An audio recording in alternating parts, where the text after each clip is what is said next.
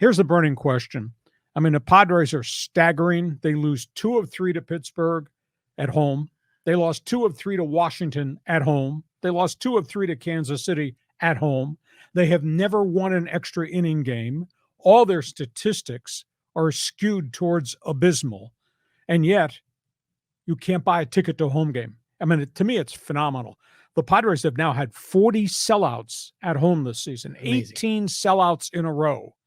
Now, I'm just curious, is there ever going to be a response from the fans to what they're seeing as this team is now 7th, fighting for 3 playoff spots, and now they're into the teeth of the next stretch of the schedule where they got to play Texas, they got to go to Colorado, they got 4 with the Dodgers, then they get first place Baltimore.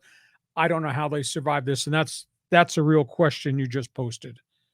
With the fans continuing to pour into Petco Park, is it really a vote of confidence to AJ Preller? How come there has not been a revolt from the fans over what we're seeing on the field? Very briefly, you're accepting the product on the field. That is stunning to me. I look at the players. I've listened to these players. It's like these players, John, have emotionally now caved in. They don't have any answers. They lose all these series to substandard teams at home. John, their record against teams that are 500 or worse when they play them is 31-36. This team is 24-25 at Petco Park. And here's another issue as we march towards the Monday night trading deadline.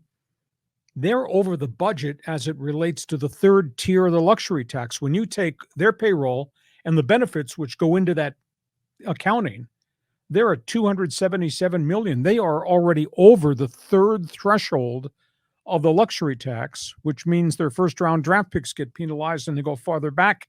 And if they go over the next threshold, if they make some type of significant trade, then there's monster tax. It's like $1 per dollar. You lose international money from the signing pool. They are painted in such a bad corner right now because of that guy, that general manager, AJ Preller. So, fans, fanatics, cheer, cheer, cheer for the home team. Is there ever going to be an uprising over what we're seeing on the field? And what's your take about what's going on in the clubhouse? It's so frustrating. I saw this graphic on Twitter, and it was like the Padre fans, they are disappointed. And then they start to win. You get hope. You begin to believe, and then you get disappointed again. And it's a cyclical thing. But the fans yesterday in the 9th inning, they were all there. Go home team. They were cheering them on. I think we're still optimists. We still think they have a chance. But I think as fans, we're just not accepting the reality of the situation. And the reality is they suck. And I hate saying that because I thought they assembled a great roster. It's just not working. You're waving a white flag. I'm saying you've got to make a call here one way or the other. I think AJ Preller is going to go all in. But as far as I'm concerned, for the longevity of this franchise, you've got to wave a white flag and retool for next year. See, I totally disagree. You can't trade these star players. I don't know how really marketable these star players are with the long contracts and the big dollar figure. You trade anybody between now and Monday night at midnight, that's a terrible sign to the fans who supported you so from a record-setting standpoint with season ticket sales and 40 sellouts already. I just don't know that you can do that.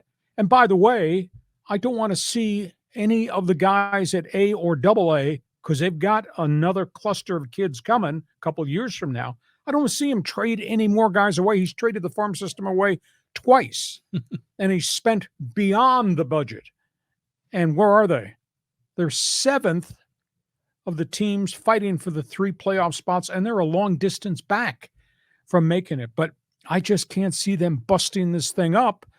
I think maybe you address the shortcomings, and there obviously are in the offseason, but how do you address it when your top 4 guys, and then you add in what the top pitchers are getting, are making such a phenomenal amount of money?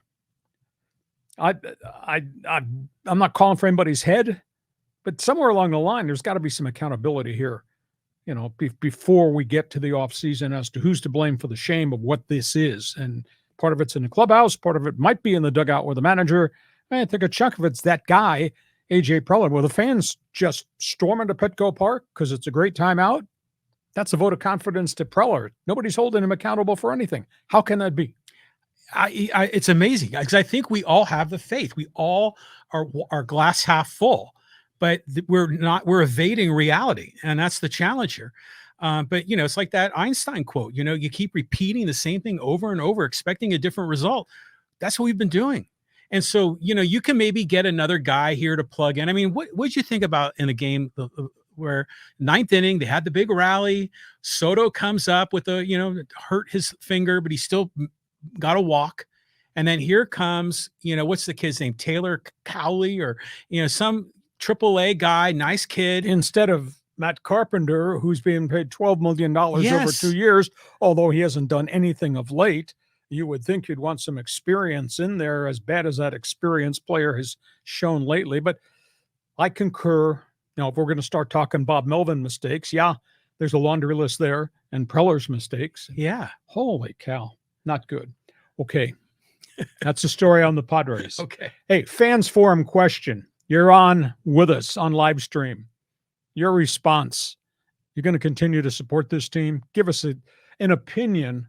Is it on Preller? Is it on Melvin? Is it on the guys in the clubhouse? Let's go from the Padres.